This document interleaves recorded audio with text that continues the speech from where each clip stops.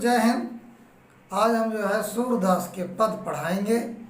बहुत प्यारा पद है, आप लोग इसको बड़े ध्यान से देखना, पेपर में जरूर आता है ना। अभिगत गति कछु कहत न आवे, जो गूंगे मीठे फल को रस अंतर्गत ही भावे। परम स्वाद सब ही सुनिरंतर, अमित तोष उपजावे। मन बानी को अगम अगोचर, सो जाने जो पावे। रूप रेख गुण जाति जुगुति बिनु, निरालंब कित धावे। सब विधि अगम विचार ही ताते, सूर सगुन पद गावे।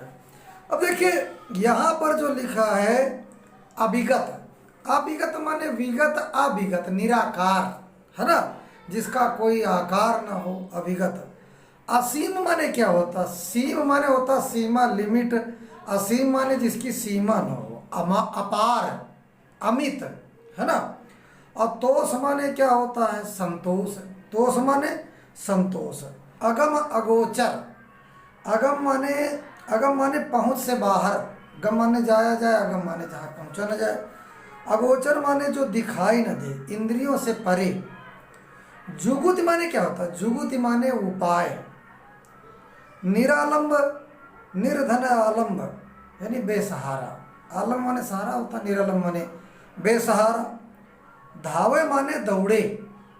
तो बच्चों यहाँ पर अगर हम पहले संदर्भ अगर लिखेंगे तो उसी तरह लिख देना। प्रस्तुत काव्य पंक्तियाँ हमारी पाठ्य पुस्तक कक्षा 10 हिंदी के है ना पद नामक पाठ से ली गई हैं, जिसके रचयिता कृष्ण भक्ति शाखा के महान कवि सूरदास जी हैं। ये आप लिख देना। चलिए आगे देखते हैं। सूरदास के गुरु का नाम था वल्लभाचार्य और ये साकार ब्रह्म के उपासक हैं। कृष्णाश्रयी शाखा के उच्च कोटि के कवि हैं। प्रसंग में वो बात लिखी जाती है जिस बात को हम उस पद में जो वर्णन किया गया वही प्रसंग में लिखेंगे। तो यहाँ पर किस चीज का वर्णन है कि इस पद में सूरदास ने निराकार ब्रह्म की उपासना की कठिनाइयों का उल्लेख करते हुए साकार ब्रह्म की उपासना को अच्छा और व्यवहारिक माना है। देखिए कोई भगवान के निराकार के रूप की आराधना करता है, कोई साकार ब्रह्म के रूप की आराधना करता। निराकार का मतलब ये होता है कि भगवान का कोई आकार नहीं, और साकार ब्रह्म का मतलब होता है कि हम भगवान को कोई आकार देते हैं। कोई कृष्ण का आकार देता, कोई राम का आकार देता, कोई हनुमान का आकार देता है, कोई गौतम बुद्ध का आकार देता है, जिसको जो पसंद आता है।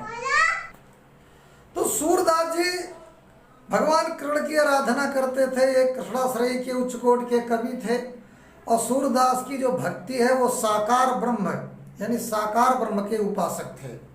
वो जो है भगवान कृष्ण के अंदर ब्रह्म का रूप देखते हैं, इसलिए उन्होंने साकार ब्रह्म की उपासना करने पर जोर दिया है और निराकार ब्रह्म की उपासना करने की अवहेलना किया है।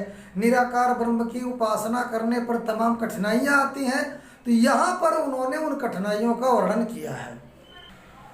तो यहाँ पर सूरदास जी कहते हैं तो अभिगत गति कछु कहत न आवे, यानी अभिगत माने निराकार। निराकार ब्रह्म की सत्ता के विषय में कुछ कहा नहीं जा सकता। निराकार ब्रह्म की जो सत्ता है, निराकार ब्रह्म की जो सत्ता वो अज्ञात है, और उस निराकार ब्रह्म की सत्ता के विषय में शब्दों में उसका वर्णन नहीं किया जा सकता।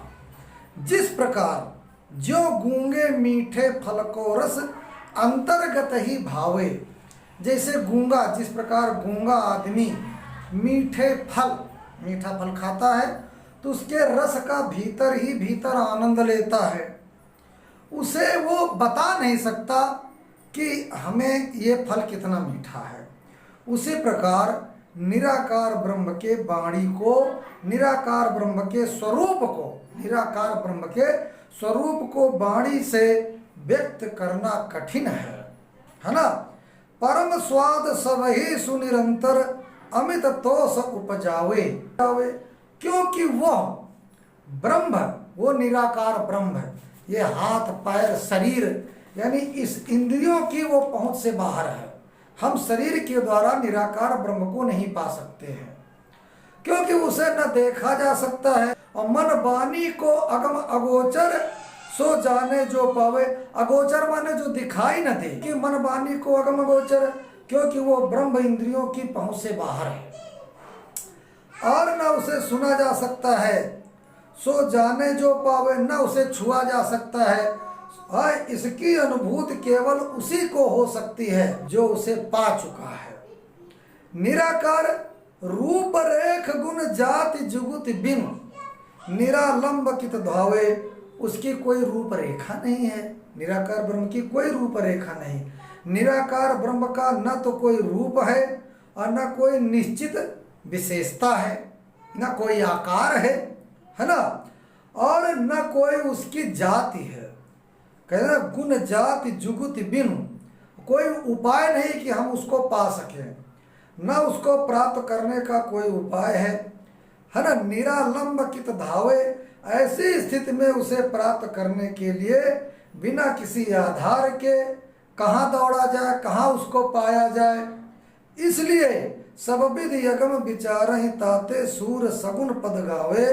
इसलिए निराकार ब्रह्म को सब तरह से अगम्य मानकर, उसको कठिन जान करके सूरदास ने साकार ब्रह्म यानी सगुण रूप की लीलाओं को अपने पदों में गाया है। भगवान कृष्ण के रूप में साकार ब्रह्म की उपासना उन्होंने की है और अपने पदों में भी भगवान कृष्ण के का वर्णन किया है। काव्य सौंदर्य में बच्चों यही लिखेंगे कि सूर पहले निर्गुणोपासक में थे। सूर पहले निराकार ब्रह्म की उपासना करते थे, लेकिन उसकी तमाम कठिनाइयों को जांच करके वो सगुणोपासक हुए। इसके कारण ही सूर ने उस पद में व्यक्त किया है। और यहाँ पर बच्चों साहित्य ब्रजभाषा है, अनुप्रास की छटा यहाँ दिखाई देती है। इस तरह से बच्चों इस पद को तैयार कर लो। धन्यवाद। हम छोटी छोटी वीडियो बनाएंगे और आप तक पहुँचाएंगे। धन्यवाद।